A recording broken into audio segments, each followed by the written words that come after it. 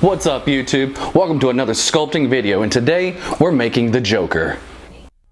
I went ahead and pre-made the armature for the Joker and go ahead and base that thing up with some liquid clay adhesive and brush it and just lather it all around. And now for his face, I'm using Sculpey Living Doll. It's definitely a huge go-to. This stuff works wonder when it comes into adding details to faces. And I'm using some rolled out little snakes of clay for his eyebrows.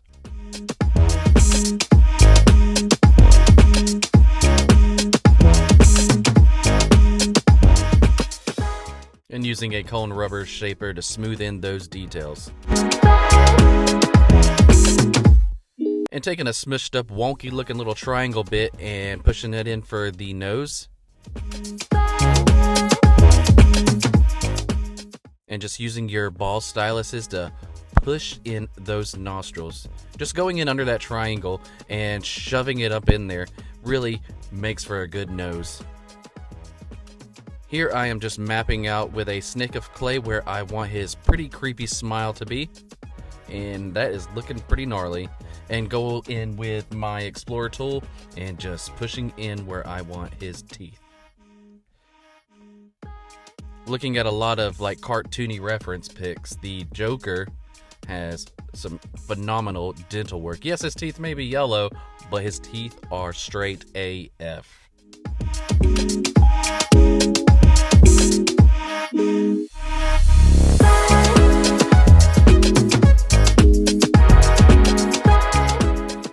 Taking in some ears for the side of his face and just smushing them into place. Here I am using some pre-done glass cabochon eyes that I ordered off Amazon. You can get them for pretty cheap for like 100 or more. This is my first time using them and I'm very happy with how creepy this looks. And now for the body and the rest of the sculpt, we're using Super Sculpey Original and go ahead and cover the base of that body. Taken a snake of clay that I slit down the middle, not all the way through, just partially way through, and just sliding it onto the armature there. And of course, we lathered the armature wire with some Bacon Bond as well. Pushing in his little feetsies.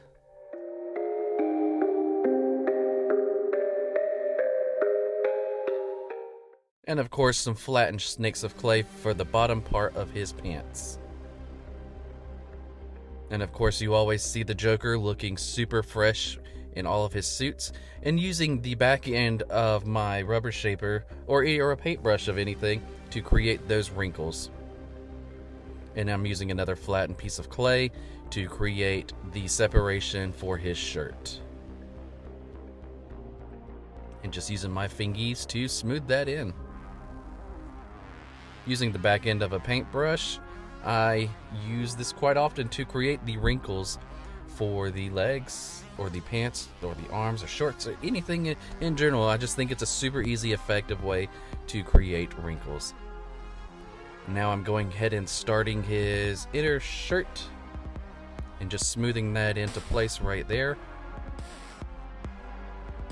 Now I'm using cosplay for part of his jacket. Especially for the ducktails right here. They're very fragile and I wanted to use this because, well, of course I don't want it to break because after cosplay's baked, it's got a rubbery plastic feel to it and it doesn't really break like Sculpey would. And I'm doing the same with his lapels because I'm going to pull them out a little bit, so they're going to be little fragile bits, and I don't want nothing to break.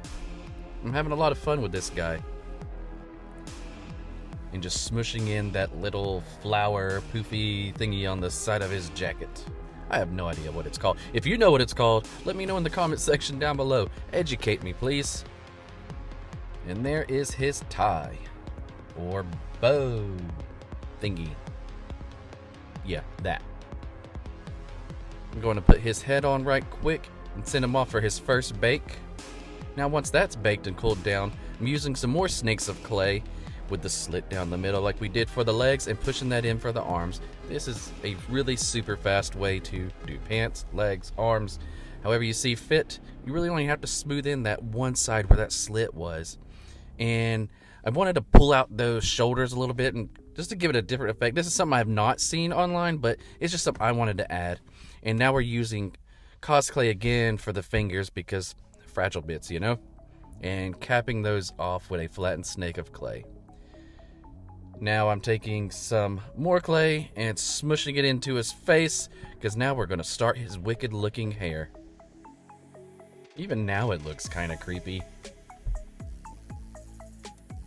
I'm just filling in all those gaps. A little tapered snake of clay that I kind of swirled out a little bit. I had an idea in my head, and it actually took me a few trial and errors with these little tapered snakes of clay to get what I wanted. But the end result I was super stoked with. As you can see, his hair looks great.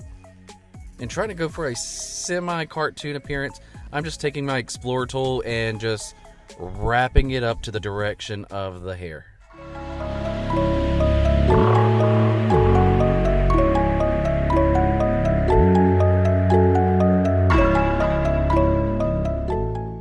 There we go. Looking so good.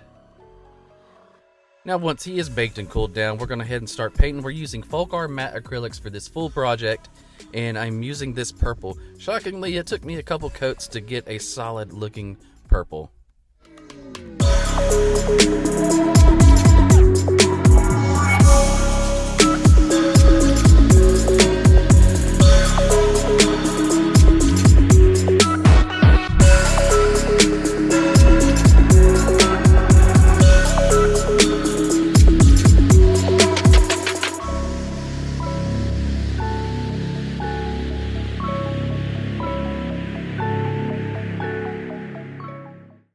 Go ahead and lighten that purple up a little bit with some white and just start dry brushing all those areas, bringing out some of those details and highlighting some of those raised ridges and such. And if you do it anything like me, I just kind of go wild with it and hope for the best. I am very, very happy with how this is coming out so far. And now, behind the scenes, yes, we're doing some yellow, but it took me about 3 to 4 different coats of yellow just to have it solid. Sometimes it pays off to primer or have a pre-base underneath it, or you can just be slack like me and just go at it and make life so difficult.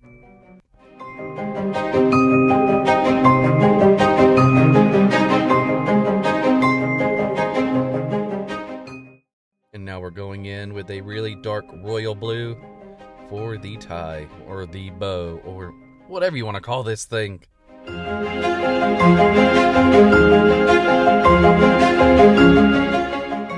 And just lightly dry brushing a lighter color variant on top of that to bring out some of those details. And go ahead and painting the hands white. Took a few coats per usual to get a solid white on his hands. For his hair, it's pretty hard to see right here, but it's a very dark green, almost black, but it's a very dark green is going to be the base coat for the hair.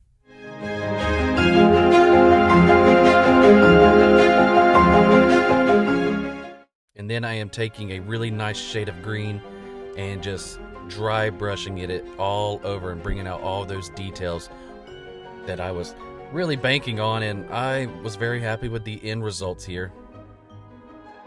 And you can just keep dry brushing over and over again until you get your desired shade or brightness that you want. And now we're going to go over the whole face with some pure white and shoving it into his nose, I guess.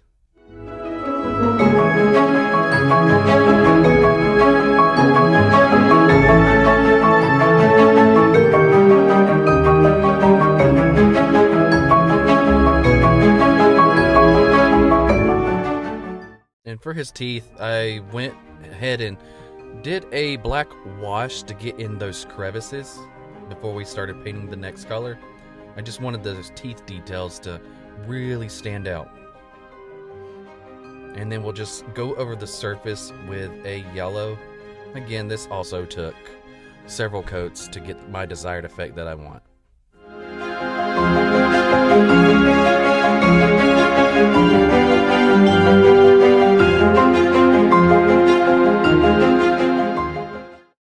I may not be good at applying lipstick at all or ever, but we are applying some nice bright red to his lips.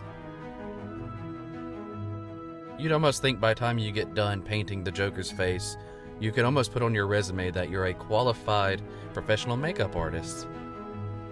I mean, it could work. Who knows?